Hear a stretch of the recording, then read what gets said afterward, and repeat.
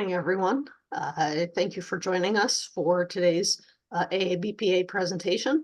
I am Courtney Timberlake. I am the president of AABPA, and I get to work with a fantastic group of people in AABPA. And today we are hosting a webinar,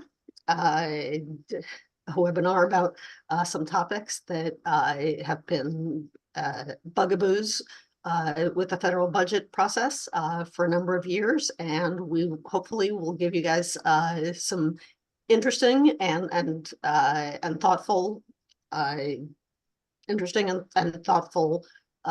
ways of thinking about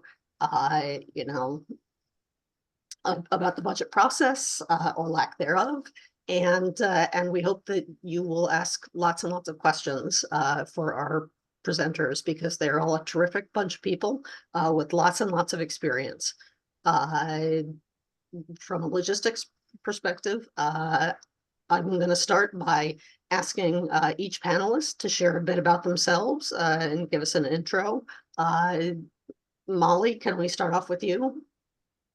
Sure. Hi, everyone. My name is Molly Reynolds. I'm a senior fellow in the Governance Studies program at the Brookings Institution, where I do work on a wide range of topics related to the U.S. Congress, including the congressional budget process, both on the appropriation side and on budget reconciliation. So I'm really happy to be here and to be having this conversation with three other great co-panelists. And thank you for participating, Molly. Next, I'd like to turn to Austin Smythe. Hi there, I'm Austin Smythe. I'm filling in for Bill Hoagland, who was originally on the panel. He had something else come up. I worked for 15 years for Bill at the Senate Budget Committee. I spent most of my federal career working on the federal budget. I also did a stint at OMB for 6.5 years, where I had a chance to work with Courtney and a bunch of other great people, some of which are on this call, I recognize on this call. And then I went back to the House and worked at the House Budget Committee. Paul Ryan was the ranking member when I joined. He moved over to Ways and Means and eventually Speaker, and that's where I finished off my federal career. I'm now working as a consultant to Federal Budget IQ, which is a consulting firm that advises clients on the budget and appropriations process, helps them plan and anticipate what may come out of that process.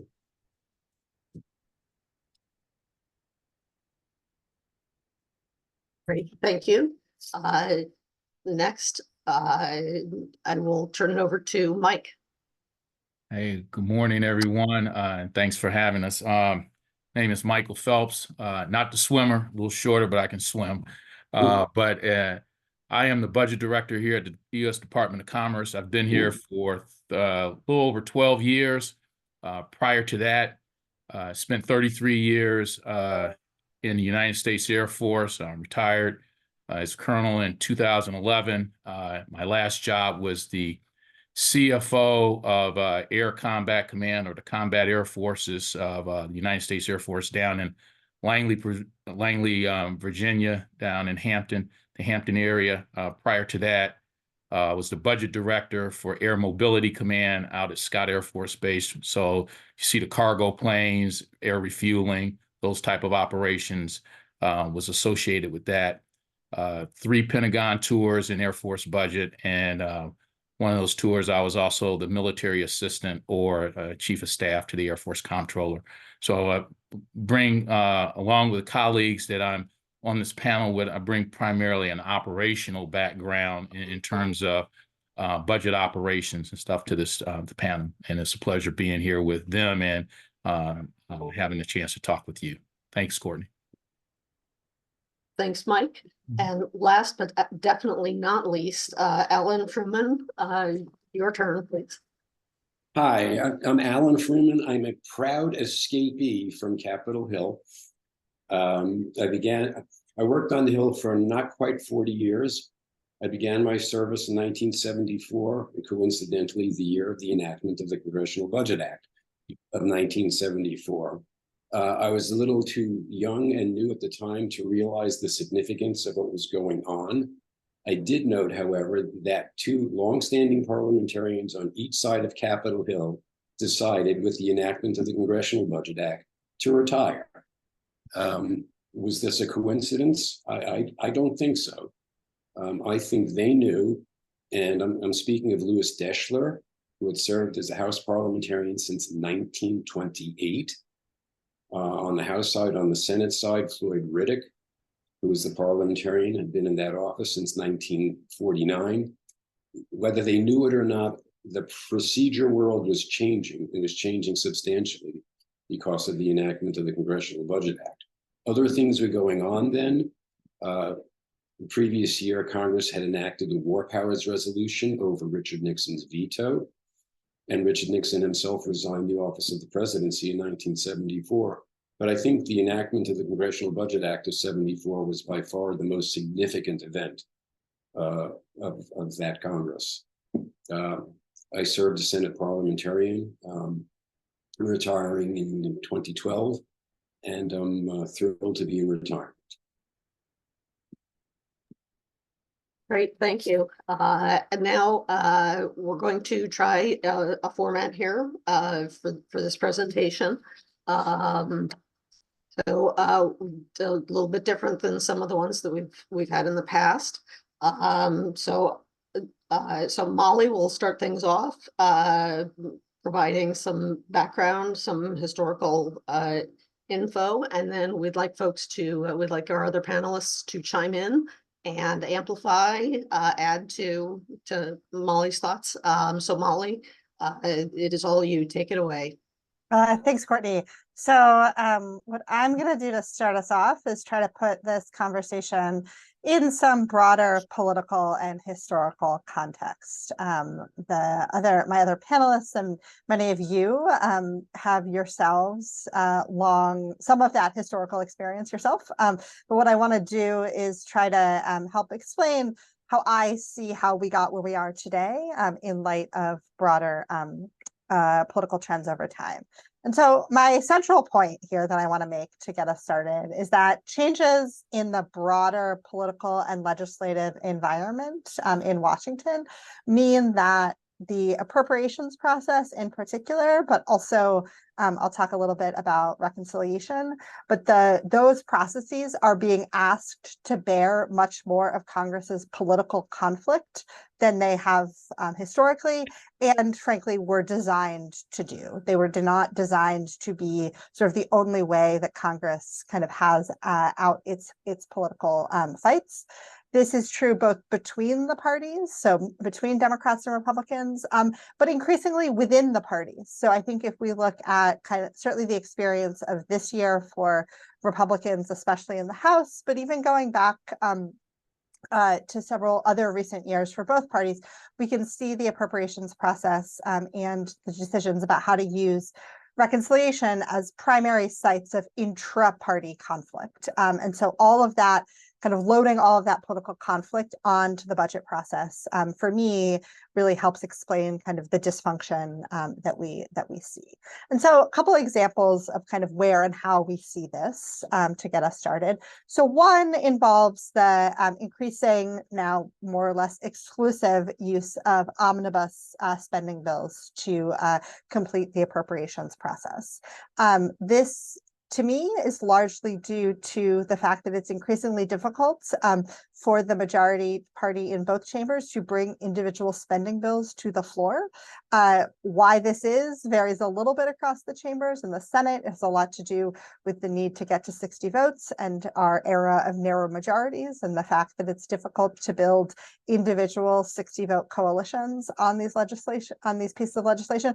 Not to mention the fact that the overwhelming reliance on cloture to process things through the Senate means that even if you were going to do them on an individual basis, even if you could sort of build the coalitions each time, doing them one at a time eats up a non-trivial amount of floor time, particularly with sort of the need to jump through all of the cloture hoops.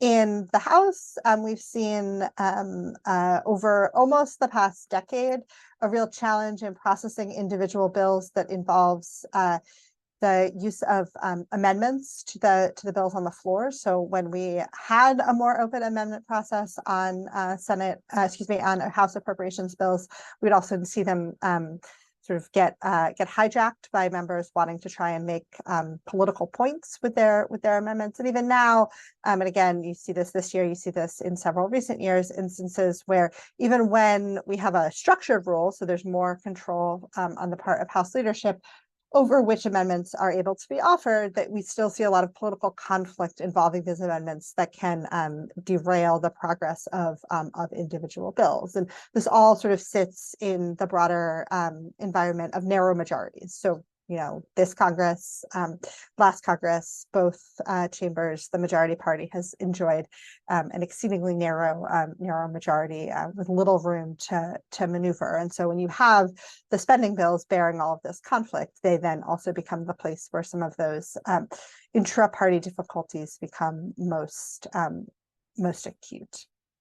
Obviously, another place where we have seen the appropriations process be asked to bear more of Congress's political conflict involves the use of legislative writers on appropriations bills. It's probably the most direct example of this.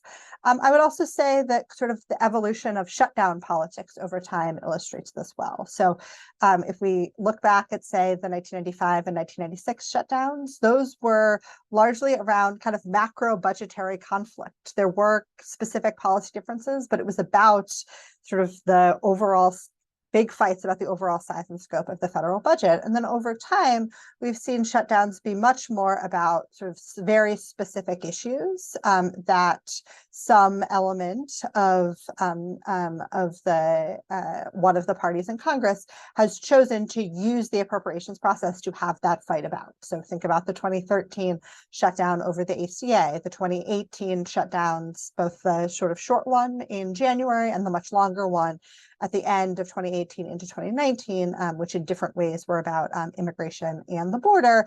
And then think about the one that we narrowly averted this year. They're much more about sort of specific political conflicts aside from big macro budgetary conflict. And the last thing I'll say briefly about reconciliation, and it feels a little silly to talk about this in a period of divided government, but that itself, I think, is an illustration of the way that the reconciliation process is being asked to bear a particular kind of political conflict in Congress.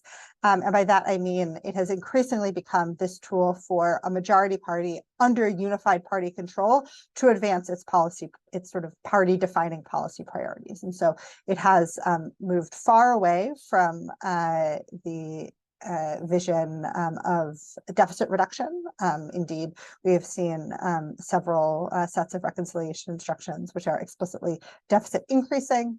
And so it's become the sort of, as I like to put it, one neat trick to try and for a majority party in unified party control to try and advance their policy priorities. And Alan can talk about this at far, far greater detail than basically everyone else in the world, but the idea in which that this has led to sort of rule stretching, and the idea that because there is this incentive to try and put more and more on this piece of the budget process, it has invited real envelope pushing around what can and can't be done through that process. So this is all to say that, again, I see kind of where we are now as the result of big, broader political trends, and all of those are loading political conflict onto the budget and appropriations process in a way that has really contributed to the dysfunction and the difficulty that we see.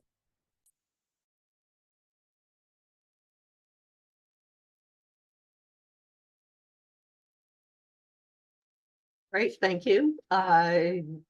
Let's continue the conversation. Alan, I was just going to turn to you to see if you have thoughts on that as well.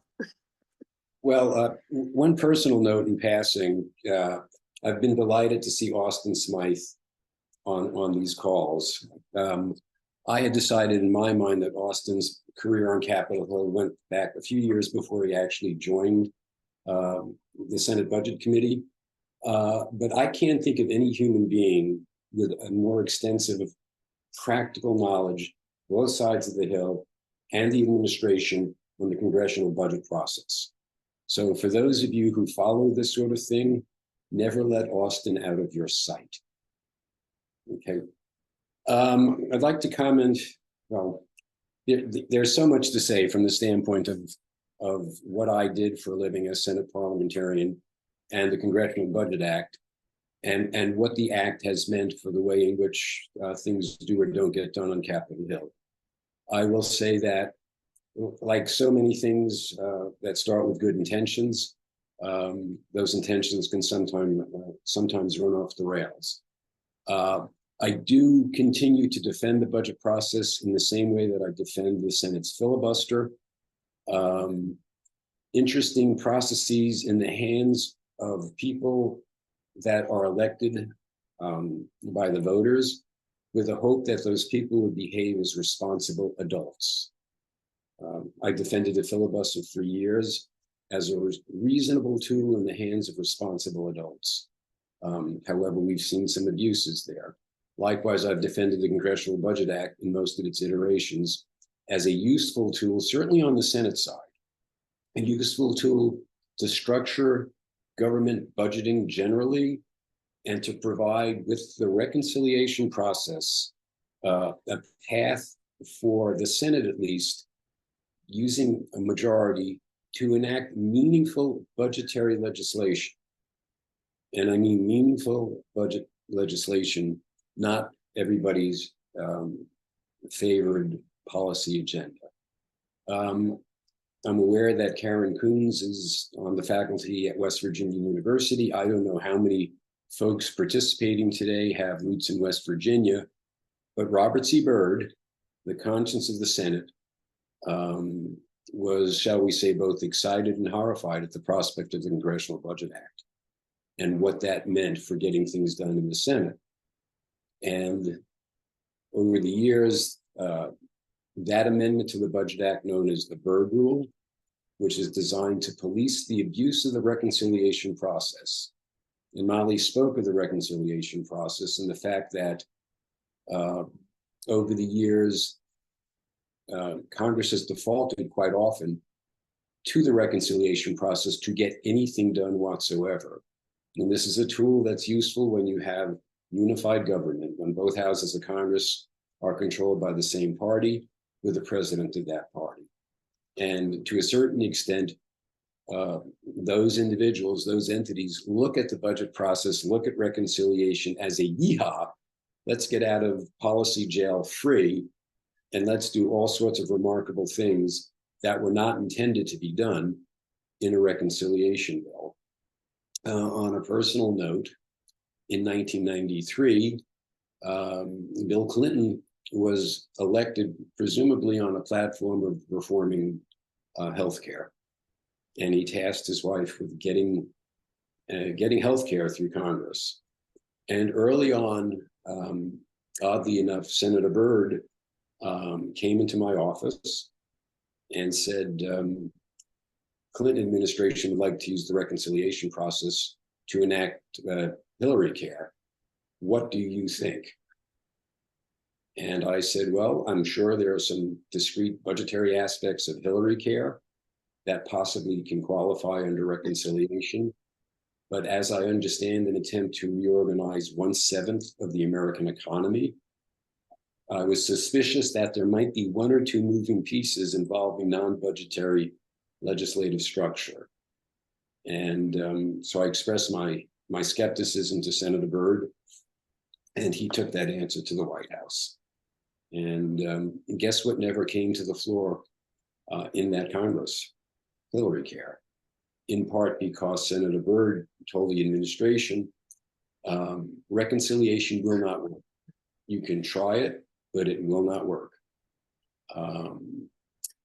And that's something, when Hillary Clinton was elected several years later, I forgot to mention to her my role in telling the administration, no, you can't use reconciliation for Hillary. I meant to bring it up, it just kept slipping my mind. Several years later, in 2009, the political situation repeated itself with Barack Obama elected and having in front of him the Democratic House and Democratic Senate. And once again, they wanted to use reconciliation for Obamacare. And this is a pet peeve of mine. Indeed, reconciliation was used for one of the two measures that constituted Obamacare. Patient protection, I've forgotten my acronym for Obamacare, but the first act was 907 pages of slip law, and it was passed involving a series of filibusters in the Senate. The Democrats had 60 off and on throughout that Congress, and they were enabled to pass the bulk of Obamacare using reconciliation.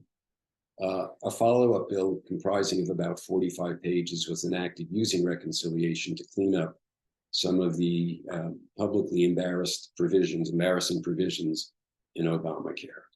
So I've lived through the use of the reconciliation process, both in, almost on an ongoing basis from the mid-'80s until my retirement in 2012.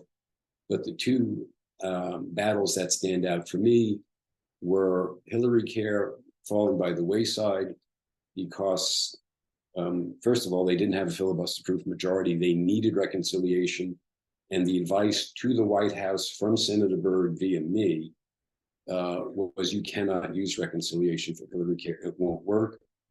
And then 2009, 2010, the Democrats had a sufficient filibuster-proof majority to get the bulk of Obamacare enacted in a non-reconciliation bill.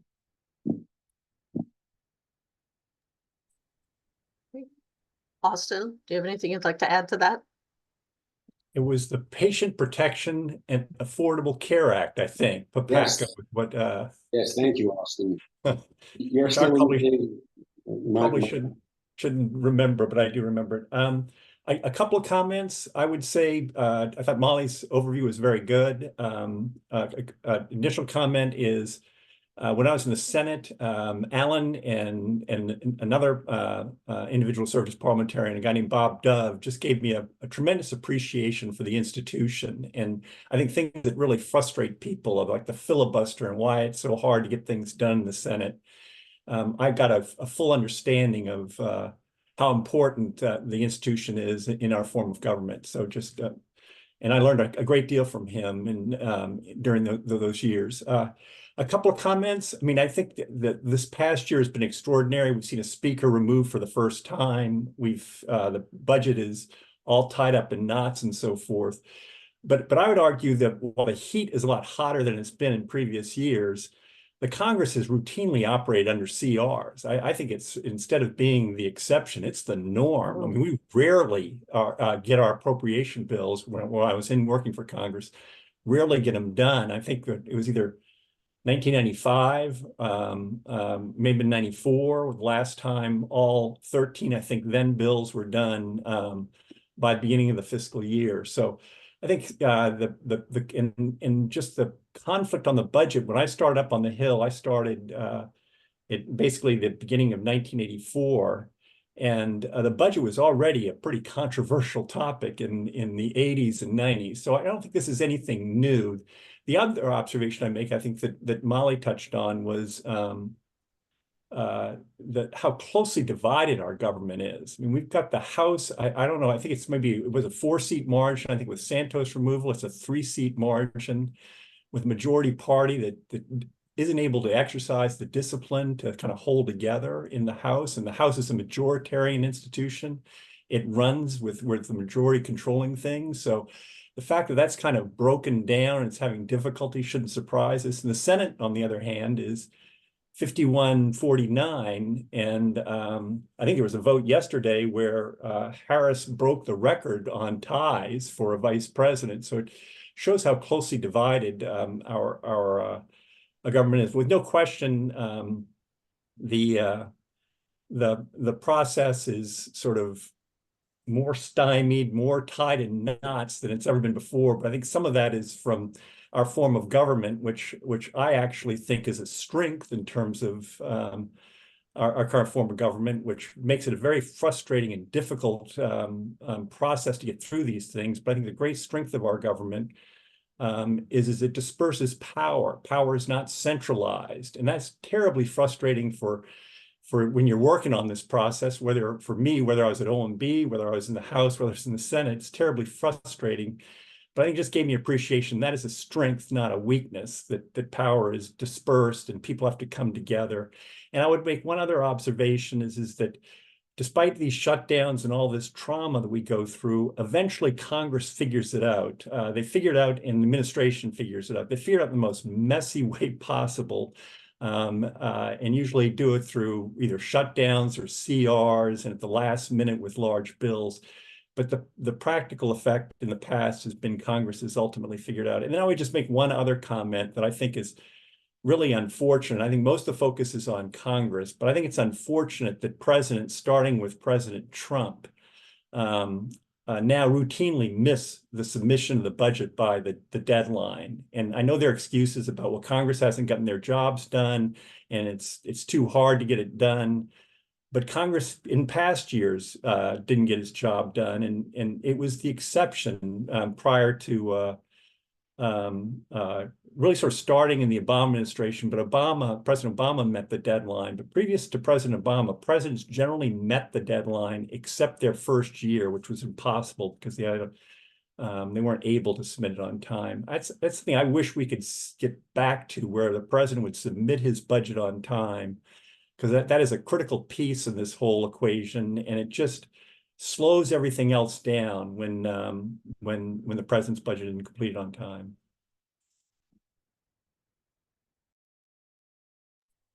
Thanks, Austin. Mike, you come at things from a different perspective, obviously, than Austin and Alan do. And would you like to contribute some thoughts on the budget process or lack thereof? Sure. Thanks. In terms of what Molly gave an excellent overview and backdrop of, from a budget operations perspective, of the things that we're having to do in order to get through one year past another. And in the background from Alan and definitely Austin, I think in terms of, if you're in this budget business, you really have to like it, or you're starting to second guess, why am I doing this? But in terms of some of the things that, from an operational perspective, and again, Austin made this point, CRs are the norm now. If you're at the program office, if you're doing anything in the budget business, no matter where you're at, in the agency or, I'm primarily speaking from the federal standpoint, you have to be able, CR is built into the norm. If as a CFO or budget officer, budget director, if you're not calculating how to operate in a CR environment for some portion of the year, you're doing your leadership team and the operational people a disservice. I think the other issue that Molly brought up, and I was in defense I was in uniform at the Pentagon when we did the shutdowns, 95, 96. And it was pretty interesting because you're walking around in the Pentagon as a uniform officer, uniform person, and there are no civilians. It's a ghost town. And you're like, hey, this shouldn't happen. This shouldn't happen often. And you're going around the city. Fast forward to 2013, and now again, kind of built into the calculus. And Austin mentioned this. You have to be prepared. And unfortunately, we've gotten good at this. We know if folks start waving, we're going to shut down the government. At least for me and a lot of some of my other colleagues, okay, I know how to do that as well. And it's one of those type of things. We had this little motto when I was at the Pentagon and Air Force budget, job one, pushing resources to the warfighter. And I think in this environment where we're at, if the warfighter is a program officer or whatever, if you're in the budget business, you have to have this nimbleness, flexibility of how to interpret what's happening on the Hill, the White House, how's that's going to impact you and keep things moving forward. And then on the issue, does somebody have a question? I heard some feedback, sorry.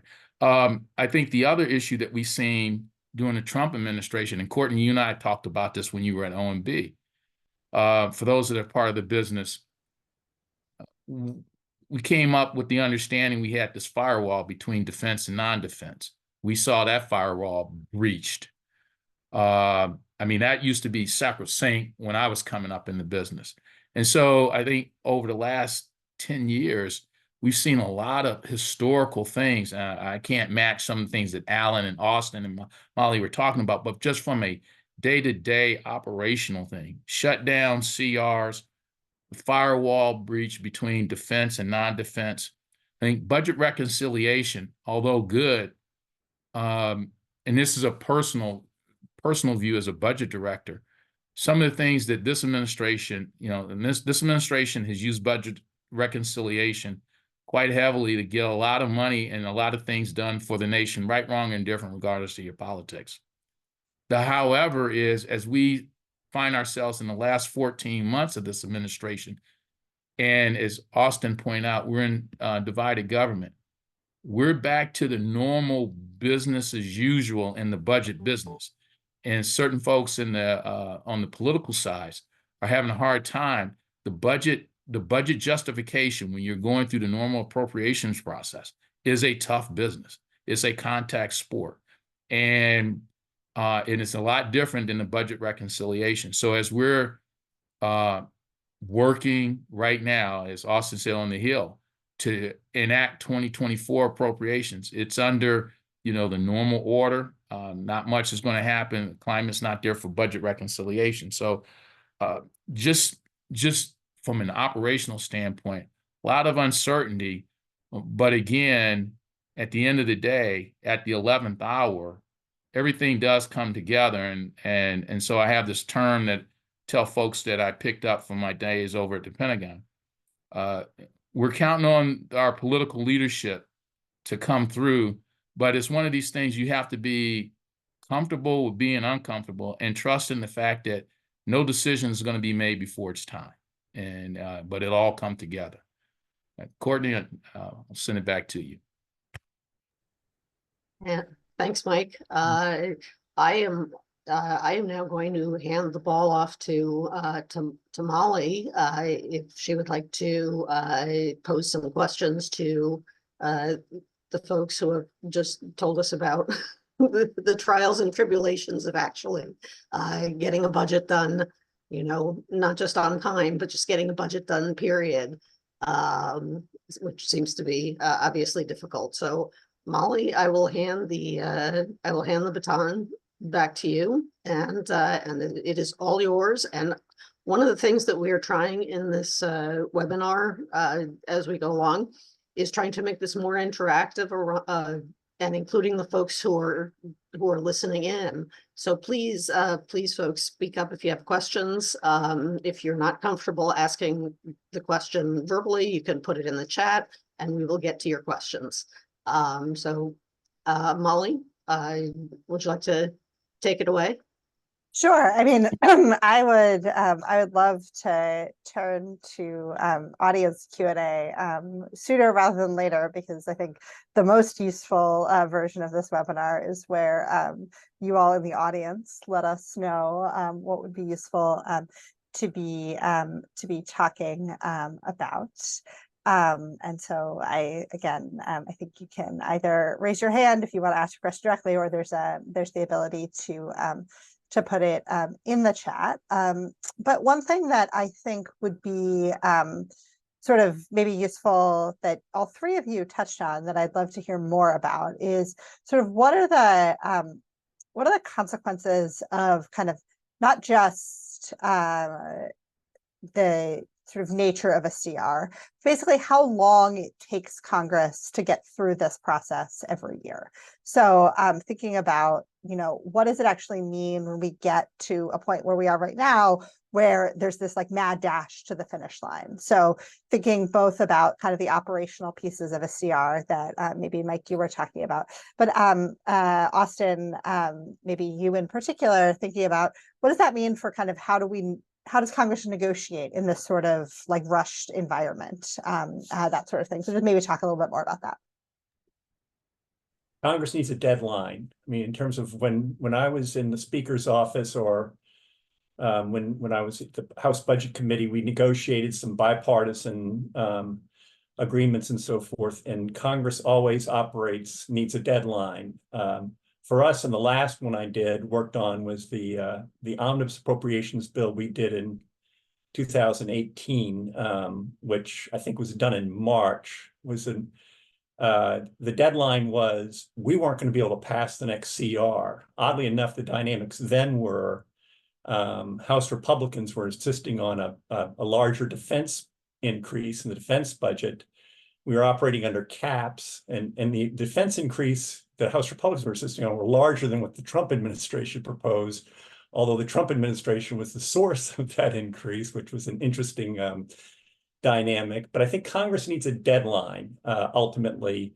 And our deadline was we couldn't pass another CR because for two reasons. I think that my recollection was the proponents for higher defense spending were unwilling to support another CR. And also Mike will have a much better sense, and others who are more on sort of the ground level of these issues.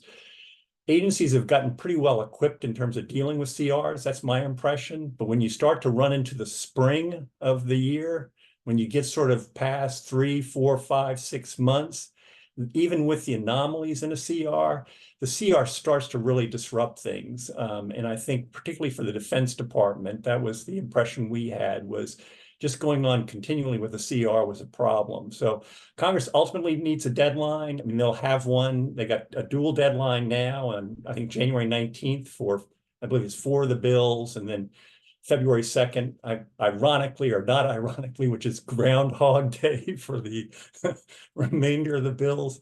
But that was my main takeaway, was Congress needs a deadline, an action forcing deadline, because particularly when it's closely divided, the two houses, and you have split government, it's just hard to get decision makers to make decisions.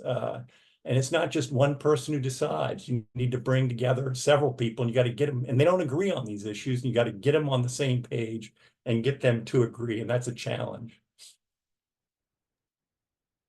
Mike, do you have any thoughts on this? You sure do. I think in terms of, and what Austin's talking about, like the CR, he's absolutely right. From our perspective, when you start getting past into the time zone that we're coming up into, the second quarter of the fiscal year, that's probably about the limits of a CR that you want to have for any type of agency. But coming out of defense, it does wreak havoc for DOD. And we'll go back to our days together when Courtney was over at OMB and I was new at Commerce. But CR wrecks defense. It prevents new starts all up and down. There's an economic factor in there in terms of the economy. In fact, when I was in defense, I was solely focused on just getting our appropriations passed. But now, since I'm on the support side, and I think everyone on the Hill has come to realization, once you do defense, nobody really cares about the appropriation process. The defense bill, when you look at from the appropriation standpoint, defense, non-defense, once you do defense, you've done, over half of the spending, like discretionary type spending. And so the fact that we have these two deadlines coming up, and defense is on the February 2nd, along with Commerce, I'm happy to be riding with them. We're going to see how that plays itself out. I think the other thing that's complicating this particular enactment of appropriations was the Fiscal Responsibility Act. the agency sent up their 2024 budget probably in the March timeframe of 2023. And then in the summer, because of just disputes, with the split of government, we have the Fiscal Responsibility Act that set budget caps for 24 and 25 that literally null and voided, blew up, pick your word, the deliberate process of the 24 president's budget. And so now as we're operating under a continuing resolution right now, and we're watching the Congress struggle to bring appropriations together, you have the Senate and their markup, and they have bills that were done in accordance with the Fiscal Responsibility Act, somewhat below 2024 levels, around 23, give or take a few programs. But then you have the House, right, wrong, or indifferent, based on they're saying, hey, they were sent to the Hill to cut spending. Their initial takes were markups to the 22 level that, quite frankly, shuts down, it causes a great deal of disruption across the federal government, let alone, as Austin is saying, trying to bring the chambers together to try to get some sort of compromise doing conference markup. So they have their work cut out for them. I am optimistic at the end of the day, they will come through in the 11th hour. And I think we're going to probably settle up on some type of omnibus because they're just going to run out of time. And I think one last thing about the budget business at the federal level, it is now a continuum. We used to have breaks in the spring and summer. Now it's kind of like, it's just 12 months of just, you have to pace yourself, take care of your people, and make sure they can just sprint when it's time to sprint, jog when it's time to jog, in order to just work the various processes because they're all running together. Molly, back to you. I know it took a little bit more time. Sorry about that. No, thanks, Mike. Those are great insights. So something that Mike introduced to the conversation that I'll ask about next is the role, or sort of the evolution in how Congress sets its top line levels of spending. So something we have talked not really at all about in this conversation so far is the Congressional Budget Resolution. And so the idea that under the Congressional Budget Act, the Congress's process is meant to begin with the adoption of a concurrent resolution on the budget that sets overall top line spending numbers. And we have evolved quite far away from that, at least as the principal way which Congress comes to enforceable top lines. Sometimes we do see one chamber adopt a budget resolution. Sometimes one of the budget committees will mark one up. But in the past, so close to a decade, the primary time that we've actually seen action on a budget resolution is as a way of setting up the reconciliation process, since it's a necessary first step in using budget reconciliation. Otherwise, we've sort of come to this process of reaching these agreements in other ways, whether it's the Budget Control Act, which set a decade's worth of caps, and then those were adjusted periodically, a process I know Austin was involved in some of the negotiations around. Mike mentioned the Fiscal Responsibility Act passed earlier this year, which also set caps. And so I'm curious to maybe, Alan, I'll start with you, since you were there at the creation of the Budget Act, and then maybe I'll go to you, Austin.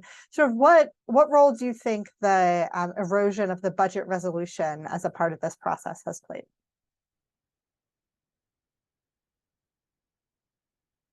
Alan, I think you're still muted. That was strategic on my part.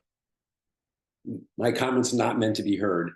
As I said at the outset, 1974 scared the hell out of a number of senior parliamentarians who took their leave, took their retirement. I was new enough to think that the enactment of a Congressional Budget Act was a good thing. And I still think it is. I think there's it is noble to have deadlines. It's noble to have a timetable. And I'm sitting here with my iPad scrambling through what I hope is my latest current copy of the Congressional Budget Act, looking at Section 300, which for those of you legal wonks is 2 USC 631, and looking at the timetable, looking at the fact that by April 1st, the Senate Budget Committee is supposed to report a concurrent resolution on the budget, which is to be apparently enacted within 2 weeks. The idea of structure is a noble idea. The idea of having budget resolutions which can't be filibustered in the Senate is a noble idea. As I said, I've defended the filibuster as the way of the Senate doing its business generally, but I think with respect to the federal budget, filibusters are a luxury that Congress can't afford. And so the Budget Act creates a structure, creates the initial act. The initial part of that structure is the adoption of a budget resolution, which again cannot be filibustered in the Senate. I lamented the fact over the years that the content, and this has always been the problem for people who do what I did, the content contained in the vehicle is privileged, can't be filibustered because of its overall budgeting importance, but the content started to become corrupted. Provisions began to be included in budget resolutions that really were not budgetary in nature, but we saw an awful lot of sense of Senate that. It's the sense of Senate that the budget should provide that the life of the mother must be protected in all circumstances. Well, that's clearly a health of the mother issue. It's not a budgetary issue. But over the years, budget resolutions, well, two things began to happen. One, deadlines got slipped and content got corrupted. And this was, anything that can be abused will be abused. The budget process, vitally important. Staying on deadline, important, but it's very difficult to force Congress to act on a deadline. You can enable privilege measures that can't be filibustered, but you can't twist the Senate's arm to consider those measures. So we had the tension with two things: deadlines slipping, number one; number two, content being corrupted. Now, budget resolutions, as you pointed out, Molly, are the necessary first step if the Senate, Congress generally, the Senate in particular, wants to enact a reconciliation legislation. You cannot have a reconciliation bill without a budget resolution providing for its consideration. And once again, that process mirrored the process with respect to budget resolutions. Yes, the act created a non-filibusterable vehicle, theoretically to address, to quote, reconcile the budget prospects, the budget forecast from one point in the budget year to the more recent point in the budget year. I'm one of those people who believes that that's the only meaning, the legitimate meaning of the word reconciliation. Where does that term come from? This was an attempt to reconcile budgetary projections with budgetary reality. And so, yes, creating a reconciliation process was a very good idea because it is important that the Senate not be able to filibuster necessary budgetary changes. And as I think Molly pointed out, the budget reconciliation process was understood at its outset in the late 70s, early 80s, early mid 80s to be a deficit reduction tool. Again, it was important that Congress get its budgetary house in order. Reconciliation was considered an important tool to do that. And the language of the Byrd Rule and other aspects of Title III of the Congressional Budget Act, I think, make it clear that reconciliation was designed for deficit reduction. Well, Molly's shaking her head. I'm sure you want to bang your head against the table somewhere, as I'm in Boston is just dying over there, because we've seen reconciliation used for everything. And parliamentarians have fought what I think is the good fight against the abuse of reconciliation. And so you have a process created that's a necessary process. You have a process created that's a noble process. The problem is that process is subject, one, to being either ignored or abused. And the question really becomes more existential, because it's being either ignored or abused by living human beings who are elected by the voters. And so I'm not, well, I know I don't have any answers. I know that the process properly used is a vital process. The process abused can be a very dangerous process. And those who labor in the budget vineyards, either as principals or, as most of us here on this call, as advisors to principals, have always had our work cut out for us in terms of trying to see if the principals can use the budget process, use budget reconciliation, use budget resolutions content-wise for the sole purpose for which they were designed, and then use budget reconciliation bills to bring about necessary budget discipline. And I get back to the fact again that I consider reconciliation to be a deficit reduction tool. Others who have had my responsibilities viewed it somewhat more broadly, and I think much to Congress's chagrin. I'll get off my high horse now. Thanks, Alan. Austin, I'd love to hear your thoughts on sort of the evolution of how we set the top lines. And then I think I see the first question in the chat. So just one thing to understand about budget resolutions is they do not become law. A budget resolution takes the form of a concurrent resolution. So you have a situation where, and that Congress intended that. They wanted, their view was, this is, we control the power of the purse. We're going to adopt a budget for the United States government, but we're not going to give the president the opportunity to veto it. Well, that worked great. That works great if the president's kind of on board with the general framework that's adopted by the budget resolution. But if the president doesn't agree with it, you can't implement your budget resolution, because ultimately implementing it requires changing laws, doing the 12 appropriation bills, doing mandatory spending or tax legislation. And so for most of the Budget Act's history, Congress, just as it does on cases like the NDAA or the other legislation, a lot of the infrastructure legislation, Congress makes a concerted effort to get those things done.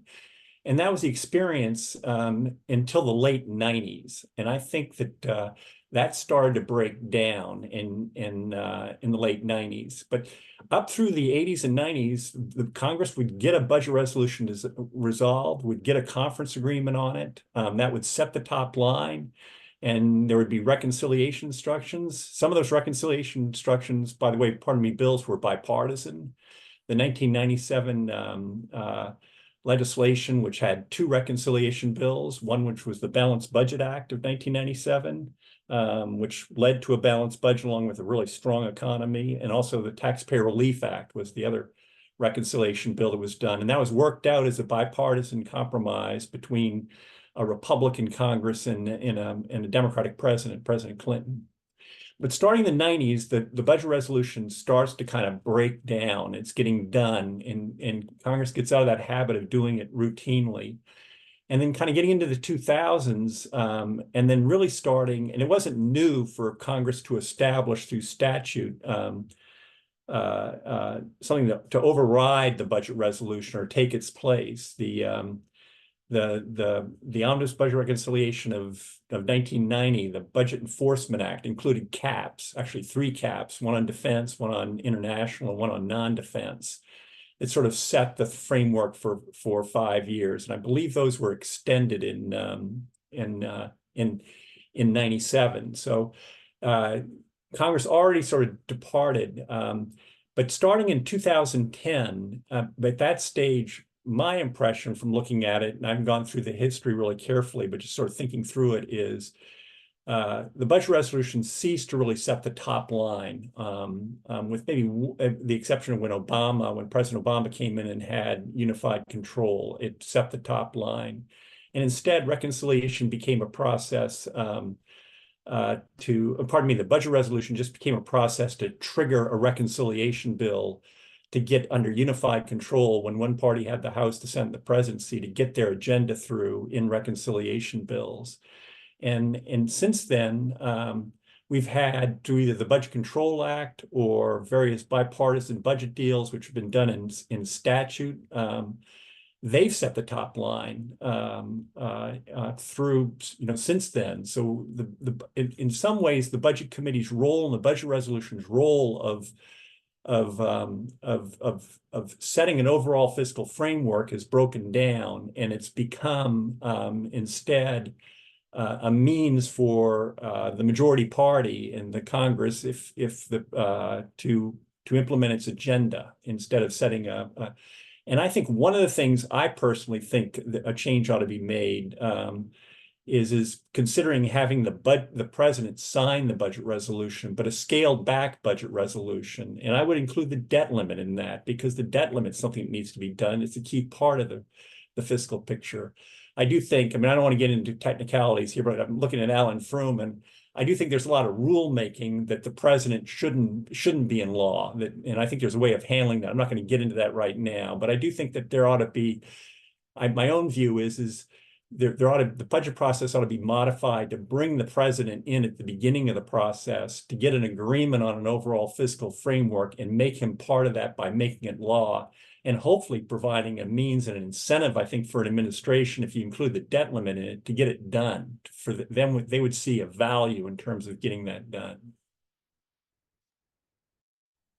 Thanks, Alan. Courtney, do you want me to pose the questions that are coming in, or should I turn it back to you? Okay, so the first question that I see in the chat is from Stephen, who asks about appropriations and the deficit. Austin just mentioned the debt limit. How will the debt affect future appropriations bills?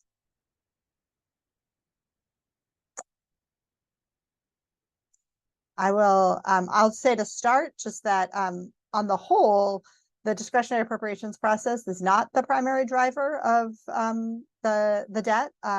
That's not to say that it shouldn't be sort of carefully engaged in, and that Congress, as is its constitutional responsibility, should not scrutinize discretionary spending. But on the whole, if we are going to take a serious look at the debt situation, that is mainly about mandatory spending and not about what happens through the discretionary appropriations process. But I'll let others add to that as well. Molly, I'll come down to a more practical thing. I appreciate how you set that up for me. I think you didn't know you were doing that. It's for Stephen, from a practical standpoint, as a budget director, and I know, I'll look at Courtney from her days over at OMB, and then Austin was over at OMB. It is a hard discussion when you link the debt discussions along with the appropriations discussions. And I will move away from the more formal things and just give you observations of the sausage making when we're engaging with the Hill or the staffers, because you have this you'll turn on your TV and you see the talking heads talking about how we need to reduce debt and how can we afford it when we do appropriations. But when we're trying, appropriations is what makes the government run. And I think when you get inside of some of these appropriation bills or some of these other legislative bills and you start reading them, there's a lot of things that go to debt reduction that doesn't get talked about in open forums because you can't give it the type of soundbite that is necessary. That said, I haven't seen from an operational standpoint of the debt discussions holds up the enactment of appropriations. And that's probably making it real simplistic. Because again, at the end of the day, there are what we call budget gimmicks that they can do on the back of the bill to get money in there that's off budget, either through, scoring it as emergencies and stuff like that. I get the importance of debt reduction and, managing type of things. But it's just a hard nut to crack when you're talking about the enactment of appropriations. And I don't know if I'm answering your question, so I could turn it over to folks that work the Hill standpoint. But when you're trying to run agencies and stuff, the debt reduction really, that's not something that for me from a day to day, I'm not in that space. I'm trying to keep our agency open and running. And Molly, I don't know if you can save me from myself on that one, but that is just a man on the street perspective. I get the discussion, but when we talk realistically, what happens, I just wanted to share that with this group.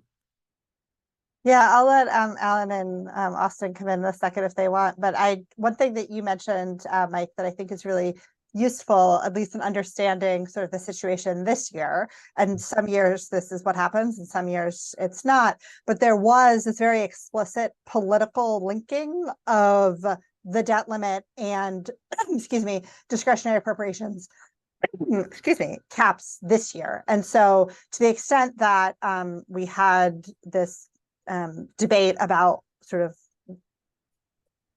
by how much for what time period to adjust the debt limit for, that got as a political choice linked to the discretionary appropriations process for fiscal year 2024 in a way that, at least in this year, I think absolutely delayed some of the progress on getting the FY24 appropriations process moving. Though sometimes, again, in some years that's what happens, and in some years where the two issues don't line up in a way that they can be politically connected in the way that they were this year. Austin or Alan, anything to add on this question of sort of appropriations and the debt? I'll just jump in quickly. Discretionary spending is like a third of the budget. 2/3 is mandatory spending. When you look at any of the projections that are going forward, spending is well above historical averages. I think it's like 21% of GDP is what the historical average is going back 50 years. We're well above that now, and it's going higher. It's driven by that other 2/3 of the budget, which is mandatory spending. I think a real unfortunate outcome has been Congress has increasingly been shifting money out of the discretionary category into the mandatory category. And I think that's because people don't want to go through the incredible scrutiny that discretionary spending gets. It gets at both. My experience was at OMB, where the entire budget was put together. But my experience was a great deal more time was spent on the discretionary accounts than on the mandatory accounts. They weren't ignored. There was reviews done. And the same thing happens on the Hill. The mandatory spending occurs automatically. If you don't do anything, it goes up for most programs and goes up faster than the economy for programs like Medicare, Social Security, and Medicaid. Whereas for discretionary accounts, if you don't do anything, you shut the programs down. And where Congress exercises the most control, which I think is really important, its power of the purse is over discretionary accounts.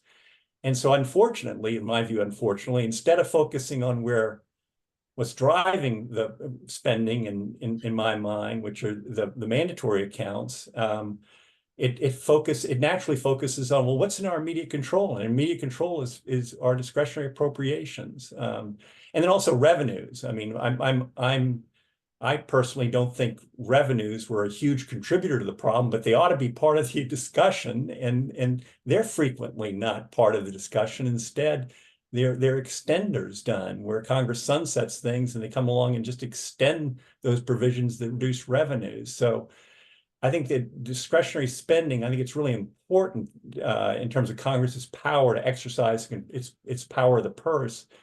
And I wish more of the budget was subject to the appropriations process. But I think what has happened is Congress, in its frustration in terms of dealing with budget problems, ends up focusing on what it has the most control over, and that's over discretionary spending.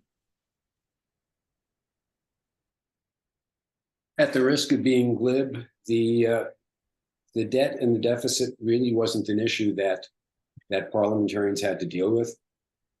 We were responsible to seeing to it that proper procedures were followed, regardless of the substantive or policy chaos that might result. So I don't want to make light of the issue, but it was one of those things which fortunately did not keep me and my successors and predecessors up at night. We had far too many other issues brought to us that may have affected the debt, but the fact of the debt, the fact of the deficit, what that means for the budgetary stability of the country going forward, was a concern for us as citizens, but not our headache at work. It was Austin's headache, not mine.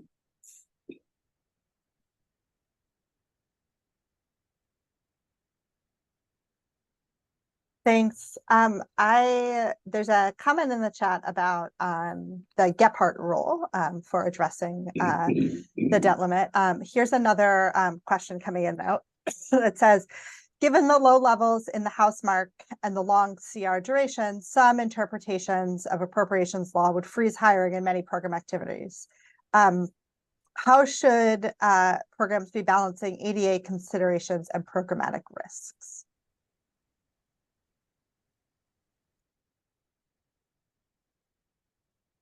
Interesting. So whoever would like to weigh in on that.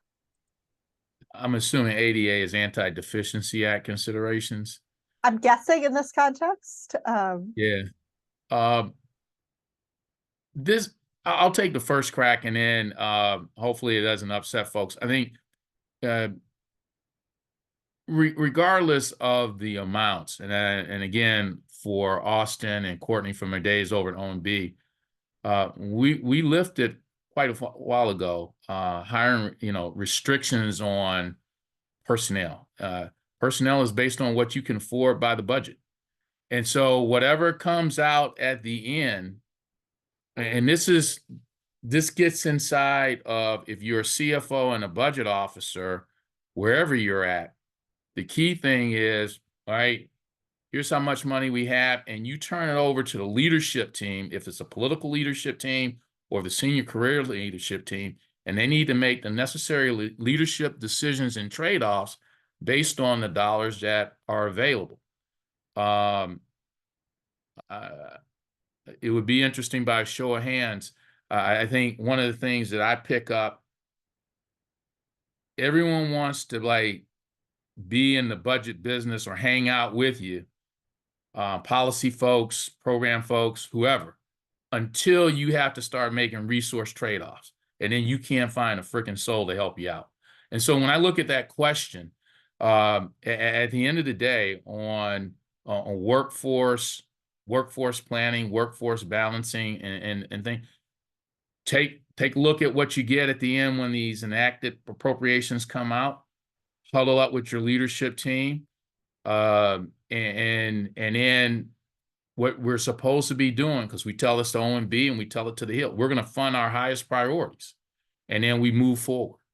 And that sounds motherhood apple pie, but that is the essence of the leadership that needs to take place at the end once appropriations are enacted. So hopefully that helps you out initially on that question with the hiring. Thanks, Mike. Go ahead, Austin. Just a quick comment. The Fiscal Responsibility Act, the caps are interesting because when you look at them, defense goes up by, I think it's like 3%. It goes up slightly, and non-defense goes way, way down. There's a big decline in non-defense. Well, Speaker McCarthy worked out some quote unquote side deals or side agreements that essentially, I haven't been able to figure it out. I've tried to figure it out exactly how all those things work. It gets complicated because of you just get into things, chimps and emergencies and rescissions and so forth, and veterans and the PACT Act and all this stuff. I haven't quite figured it out, but those side deals take non-defense discretionary basically back to roughly around where it was in 2023. The deal that McCarthy did with the Biden administration was a private deal between the speaker, then speaker. Well, he got fired. He got fired by 200 Democrats and a bunch of, a handful of Republicans. He's no longer speaker. So I think what's going to be interesting is is kind of, if this gets resolved, where does non-defense land? And defense too, because the you have different scenarios under, in terms of what can happen. Under a short-term CR, there's a 1% cut from the enacted level for both defense and non-defense. If you're to act a full year CR and you don't have all of those side agreements, all of those various maneuvers to get spending increased but not scored against the caps, you can end up with a much lower non-defense level. I think that's going to be interesting, and that's what I think agencies are going to have to deal with, is if there's a situation where it doesn't end up at the 2023 levels, they're going to need to implement something that comes in lower. But I think agencies have had that experience in the past. I mean, I was up on the Hill, but we had that experience the first year of the Budget Control Act when it was first implemented. We had a big sequester. And I know it created huge disruptions in operations, but and I don't think we're going to face anything like that this time around. But I think agencies may be in a situation where they're caught a little bit off guard if they're counting on they're going to get the Senate's levels. They may not get the Senate's levels in this final deal. I don't know what the outcome is going to be. I'm just saying there's some uncertainty, and that uncertainty is raised by the Fiscal Responsibility Act's caps are not as straightforward because they kind of depend on the disposition of these various side agreements. I'll come back to you, Mike, in a second, because I think you might have had something else to say. But one thing that I think the point that Austin just made illustrates really well is the way in which sort of the erosion of the process and the increasing use of things like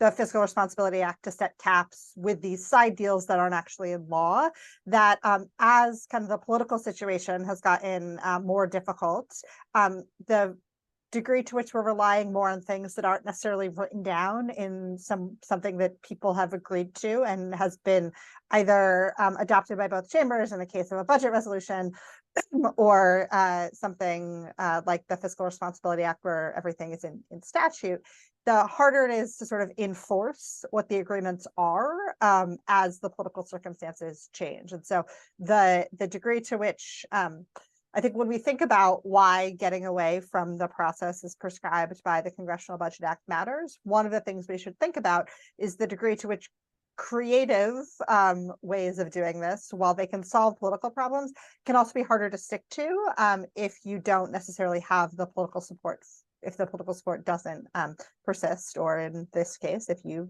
get rid of the speaker midway through the process. But Mike, back over to you.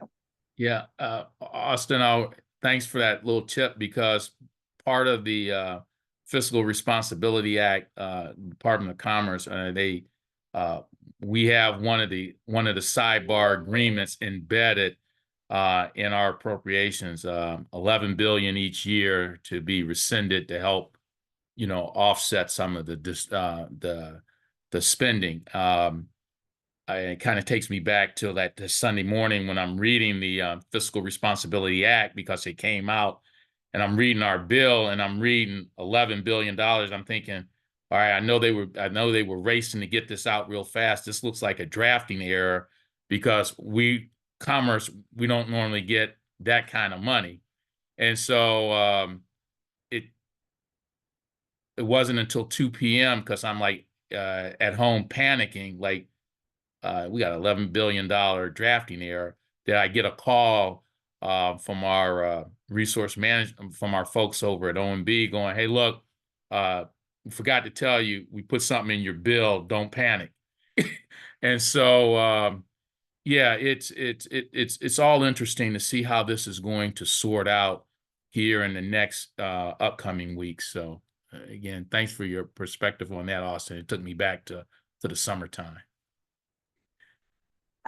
There's another question in the chat that, again, maybe it's good for Mike, for you to start with, about other disruptions in day-to-day operations that come from CRs. So folks have mentioned that agencies have gotten good at dealing with this, but as the questioner says, surely that doesn't mean budget just delays aren't still disruptive. So any other thoughts on that, Mike?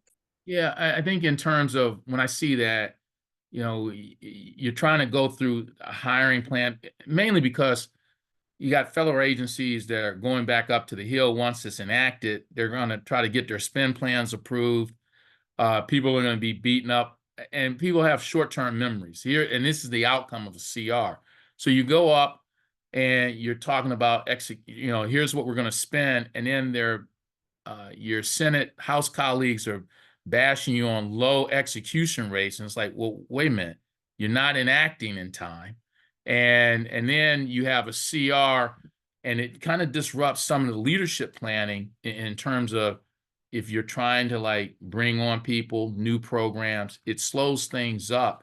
And it varies from agency to agency. Each program office has their own particular story, but it can be disruptive well beyond just hiring. But if you have new starts, political things that your secretary or undersecretary or just at the program office are trying to get started, that delays and it backs up. So I'll use that as a set and turn it over to anybody else who wants to add in. Thanks, Mike. Mhm. I see a hand from Edward. So Edward, if you'd like to ask your question.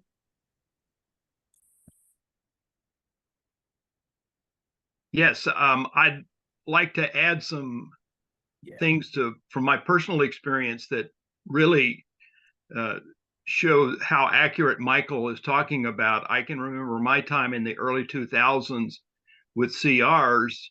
If there was a vacancy, that vacancy would exist for a much longer period of time. The other thing is it often went to the career senior executive level to determine which are the higher priority vacancies to be filled. And as Michael said, even occasionally to the political level.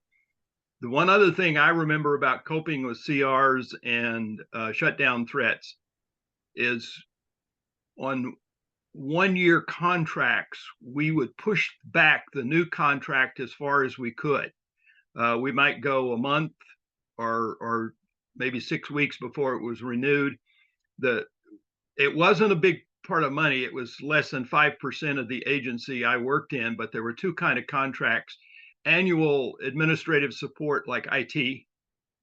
A second category is we had a small budget for research contracts to get private sector research on hazardous materials. And when one contract was over, we would literally take as long as we could before signing the new contract. And after a period of several years, we had a point where all these 1-year contracts were being renewed in the second half of the fiscal year, so that you could go through the first half of the next year in hopes that if there was a CR, your appropriations subcommittee would work things out and you'd get a regular appropriations bill with more clarity. But those are very small administrative things that we did to cope with CRs and shutdown threats. Thanks, Edward. Any other questions? All right, I have two more. One in the chat from Courtney. How do budget offices prepare to communicate with their programs about the possibility of CRs and shutdowns? How does this change the day-to-day work or operations of a program or agency? So Mike, maybe that's also best sent to you. And then Andy, I saw your hand if you wanted to ask a question as well. But Mike, over to you. Yeah, on the shutdown, and Courtney knows this from her days over at OMB. We follow the OMB lead in terms of a extensive process within each agency of identifying your shutdown plans in terms of who will be furloughed, who will be working under the shutdown, looking at operations that are outside of the normal annual appropriation process. And these are like a lot of these budget reconciliations. We have folks that are being paid out of the Inflation Reduction Act, the Infrastructure Investment Jobs Act, the CHIPS Act, in which government shuts down, some of those operations can stay, some of those people can stay operationally and get paid. However, it's contingent upon if they need support help from like a main agency that has people on annual appropriations. So we work, each of the agencies work through and come up with a comprehensive lapse plan in accordance with OMB Circular A11. We clear it through our agencies.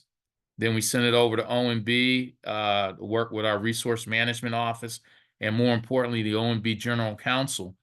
Once those plans are approved, they are posted for the public to see, but primarily our House and Senate colleagues, because they're getting questions they're getting questions from the private sector of who's doing what and when. And so it kind of gives us our initial footprint of how many people will be furloughed. And if you look at our plan at Commerce, at one point,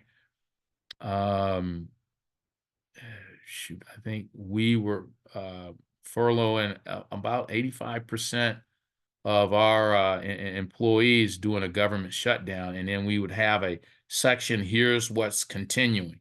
And it's generally health, public safety, and those kinds of other things. I don't know if that helps out, Molly, but that's a little bit of a quick synopsis of that. No, it's a great answer, Mike. And I think one of the things that it also illustrates, it's a broader point that I try to make about this, is that everything you just described is a resource intensive process. And those are resources that you and your colleagues are using to do that work that you're then, as a result, not using to do other work. And so even if we don't, particularly even if we, as we did in September, managed to avoid an actual lapse in appropriations, you've still had to invest the time and the energy to prepare for the possibility of a lapse in appropriations. And that's not time, you don't get that time back. And so I think that's when I talk to folks about kind of the consequences of brinkmanship in the appropriations process, this is one of the things that I say. Thank you. Andy, did you have a question? Yes. Good afternoon. Andy Ryder with Unison, where we proudly power the business of government. I am not in the witness protection plan, I assure you. It's simply the lighting in my background. First, I'd like to say thank you so much for putting this panel together. It's been very instrumental and insightful. My appreciation for your efforts. I'm actually here to represent my previous team. I was with the Labor Department for 15 years. We would have GS 13s and 14s come in first thing in the morning when a bill got passed. I would promise them a double espresso to sit down in front of their Excel spreadsheets, maybe Google Sheets, and transform the appropriations bill into a set of columns and rows that actually took hours to produce. So you talk about labor intensive processes and workforce demands. Is there a roadmap or a path forward where we might eventually see some degree of automation brought to the world, where numbers contained in either the statement of managers or in the public law are actually readable by machine language? And I realize we probably have near a century's worth of federal experience on the panel today. And I promise not to get into AI and machine learning discussions, but I just am curious if folks from the Hill, Mike, on your end, is there an opportunity to bring automation between what's published in a law and what ultimately is fed into financial management systems as a first record of funds control? Just open for discussion, no one in particular. So I'll say one thing, which is in my sort of broader remit on working on matters related to the US Congress. There has been for the past several years and continues to be an active interest, particularly among some folks on the House side, in modernizing House processes of various kinds. I don't know if this particular issue and this kind of data pipeline is something that those folks have been interested in or working on, but I know there are other sort of data structure and machine readable data format issues that there is an active interest in, again, particularly on the House side. So I can't speak to any more detail than that. But there are folks who are kind of interested in these sorts of issues more broadly. Yeah, I think on the advent of AI and how that's coming, I want to be optimistic. I don't think I share your concerns, Andy. And if we had it, probably wouldn't be as gray as I am right now, because just the labor intensive. I think, as Molly pointed out, the key is trying to get systems, modern systems, updated systems that can do that, let alone the interoperability of, as you're passing data between these systems, that, you know, House may have one, may not work well with the Senate, may not work with the White House, OMB, and then the agencies. You have to, it's more than just a Texas two-step dance you have to pull off, but hopefully with advancements in AI, we can someday get to that point where that becomes less labor intensive. I think you're on a point, but I don't have a good answer for you. All right, it's 12:58. Courtney, maybe I'll pass it back to you to wrap us up. Great. Well, we wanted to say thank you very, very much, Molly, for leading discussions, and our panelists for their insights.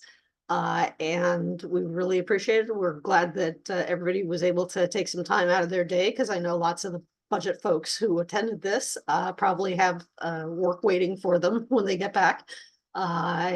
So thanks, everybody, and thank you to thank you again for our panelists agreeing to participate in this. Karen, do you have any words you would like to add? Karen Coons, if you don't know, Karen Coons is the mastermind behind organizing all of these sessions. So I wanted to thank you to her for getting these going. Karen, you're on mute. These are just a result of all the questions I have for everybody, and everybody's so kind to answer them.